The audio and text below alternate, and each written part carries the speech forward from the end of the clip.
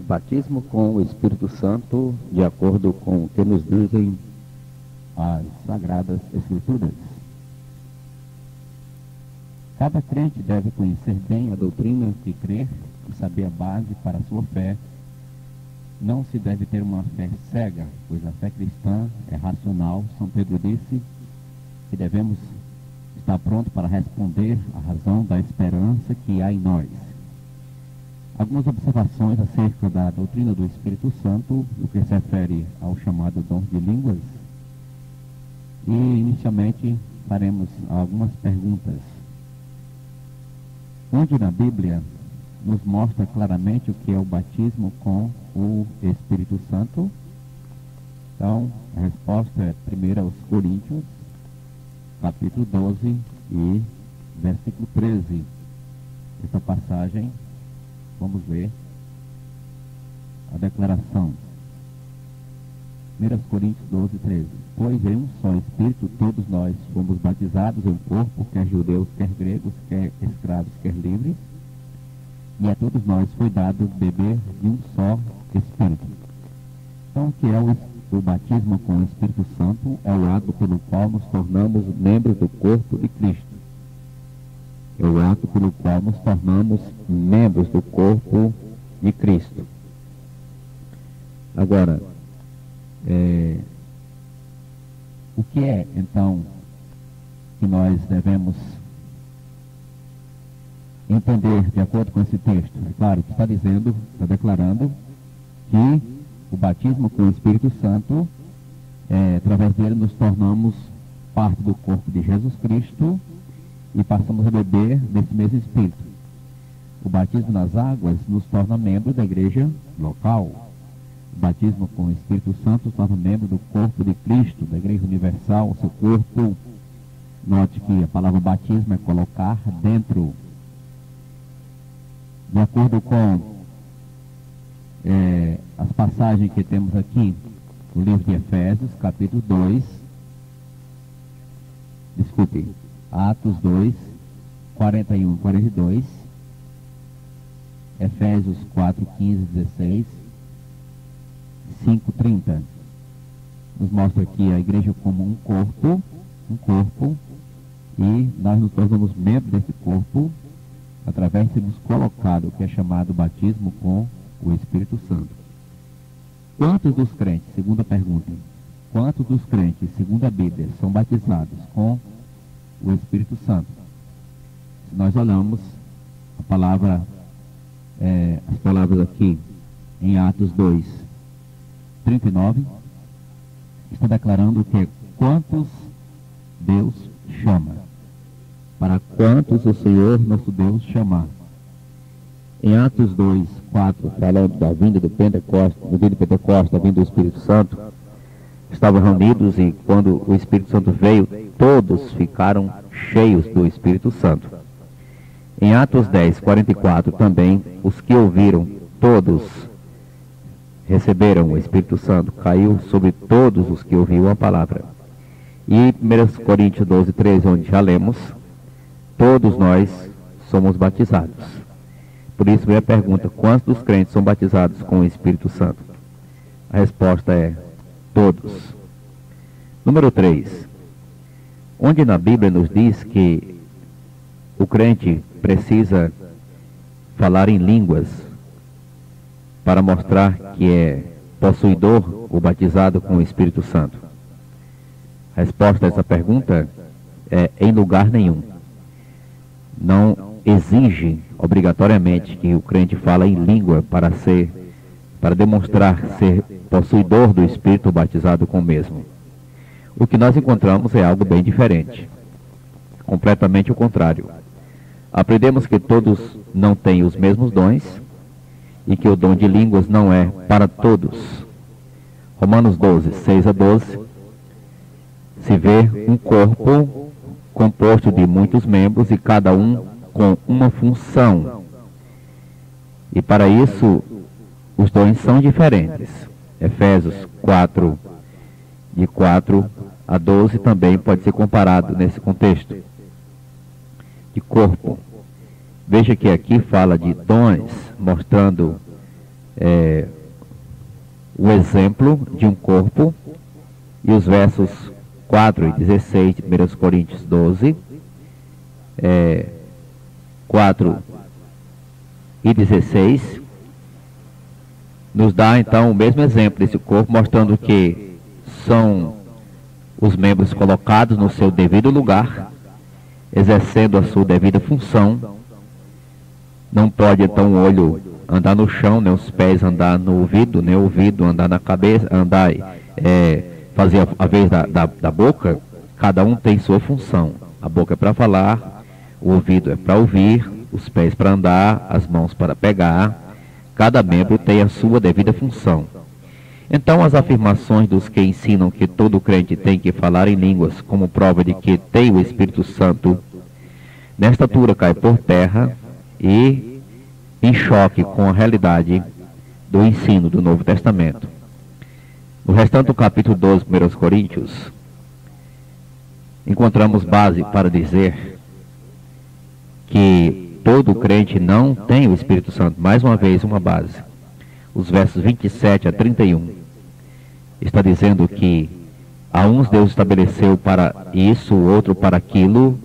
Estão especificando aí a diversidade das realizações em pessoas diferentes, com dons diferentes.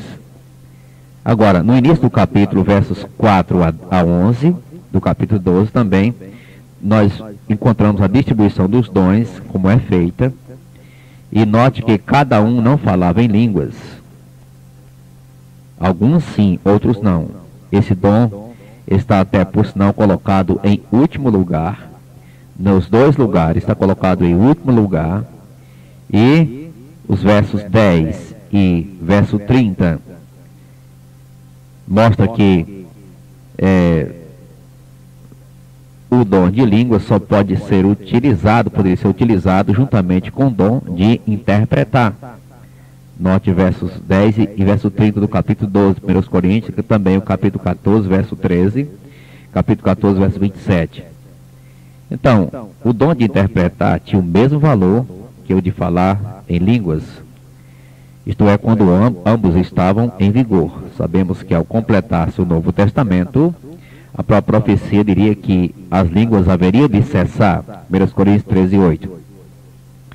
Os que enfatizam hoje o dom de línguas não dão o mesmo valor ao dom de interpretar, como naquela época era importante. E isso mostra a fraqueza do povo, falta de conhecimento desta matéria, ignorância quanto aos dons, do que acontecia em Corinto também. E número 4, outra pergunta. Quantos batismos com o Espírito Santo existem? Efésios 4, 5. Um só Senhor, uma só fé, um só batismo. Existe quem diga que existem dois batismos, um na hora da salvação e o outro posterior à salvação. Mas aqui nós devemos ficar com a declaração da Escritura que há uma só fé e um só batismo, pois a Escritura permanece para sempre, não falha, os homens falham. Em quinto caso, a pergunta: existe diferença entre o batismo com o Espírito Santo e o enchimento com o Espírito Santo? Assim como existe. Existe uma grande diferença. E o que é o batismo com o Espírito Santo? Repetindo, é o ato pelo qual nos tornamos membros da igreja de Cristo, do corpo de Cristo, do qual ele é o cabeça. E o que é o enchimento? É o processo pelo qual nos deixamos ser controlados ou dirigidos, dominados pelo Espírito Santo de Deus. Não vos embriagueis com vinho, no qual há dissolução, mas enchei-vos do Espírito.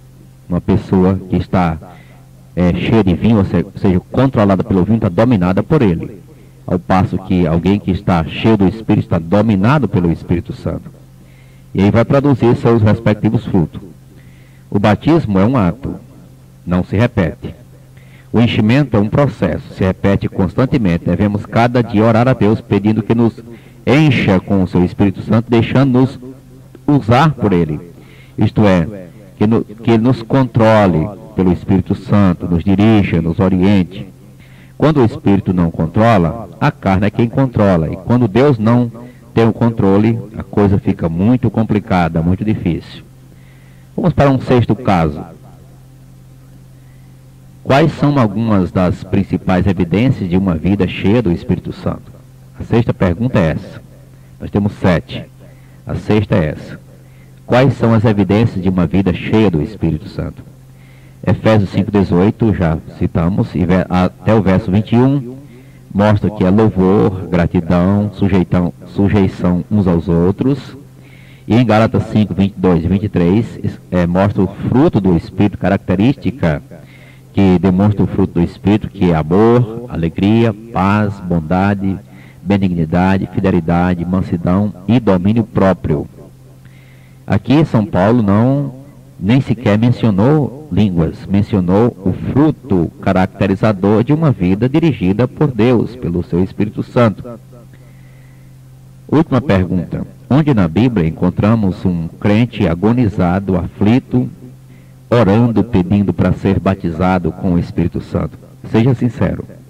Onde na Bíblia você encontra alguém agitado, aflito e pedindo para ser batizado, orando para ser batizado com o Espírito Santo? Você não vai encontrar. A razão é que não existe. E aqueles que assim procedem, estão imitando a quem? A eles é que precisam responder a Deus esta pergunta. Muitos vivem frustrados, desesperados e desenganados, porque não conseguiram obedecer o mandamento de homens. Gente, a base bíblica é muito importante. O crente batista se baseia na Bíblia e não deixa levar-se por falácias, quaisquer que seja, pois a Bíblia é nossa base de fé e de prática. Vamos concluir com a seguinte colocação: que tudo aquilo que Deus faz tem um propósito, não é verdade? E eu tenho plena certeza de que os sinais e milagres que estão na Bíblia não tinham como objetivo resultar no que se vê hoje: curandeirismo, engano, fraudes que permeiam o nosso século.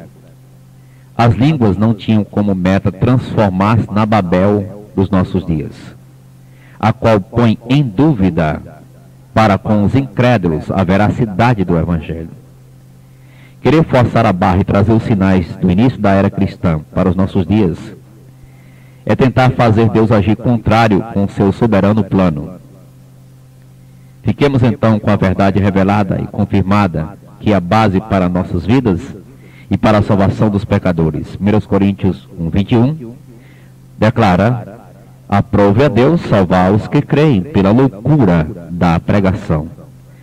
Uma análise simples, detalhando sobre alguns sinais e dons, a fim de que nosso amado irmão e amigo que ouve ou que acompanha esse estudo considere o relato bíblico acerca da matéria e tome uma decisão, independentemente de credo religioso, de igreja qualquer, mas do que declara-nos a Escritura, a palavra de Deus.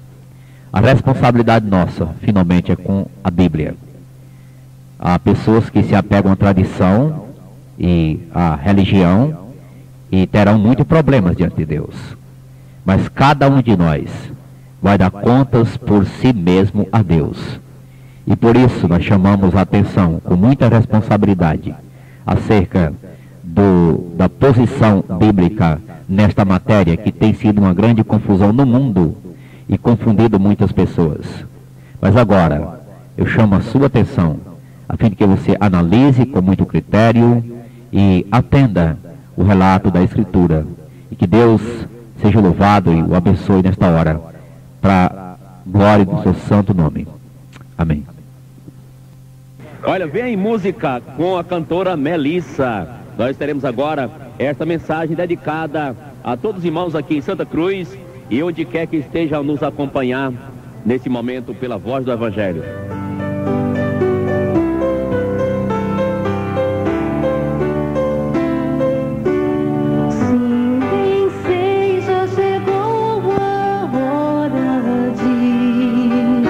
Embora, rogo a Deus por